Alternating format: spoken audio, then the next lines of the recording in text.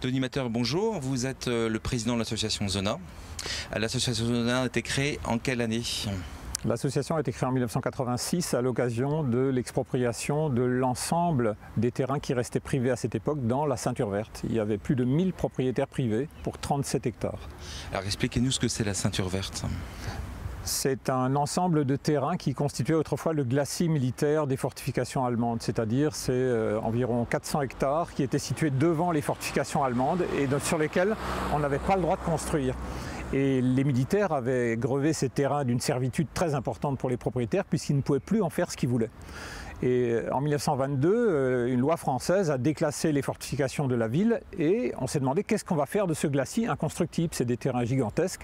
Et bien l'idée c'était de faire comme à Paris, de les transformer en une ceinture d'espace vert, ce qu'on appelle la ceinture verte ou Grüne Gürtel. Il y a eu deux lois successives, une de 1922 et qui a été modernisée en quelque sorte en 1990. Alors on va repartir de celle de 1922.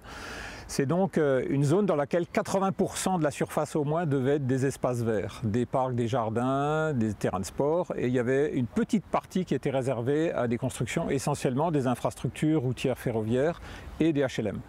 En 1990, on a modernisé cette loi comme à Paris parce que on s'était rendu compte que la ville de Strasbourg avait besoin d'avoir des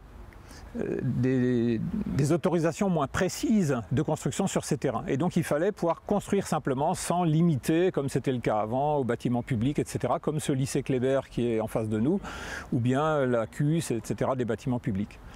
Et donc en 1990, la loi a rendu constructible 20% de la surface qui n'était pas encore construite à cette époque-là.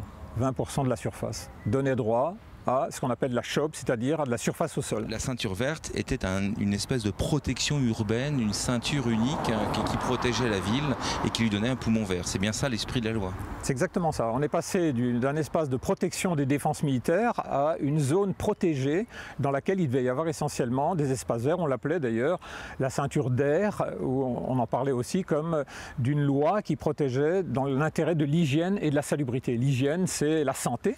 Et la salubrité, c'est l'environnement. Alors là, on est quand même sur des situations uniques. Il y a Strasbourg, il y a Paris, il y a d'autres endroits qui ont des ceintures vertes. Il y a Lille également, oui. C'est les 3 villes de France qui avaient une loi spécifique pour protéger ces terrains de la construction.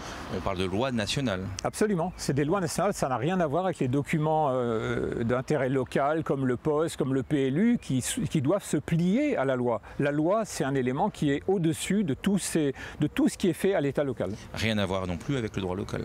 Non, absolument rien à voir.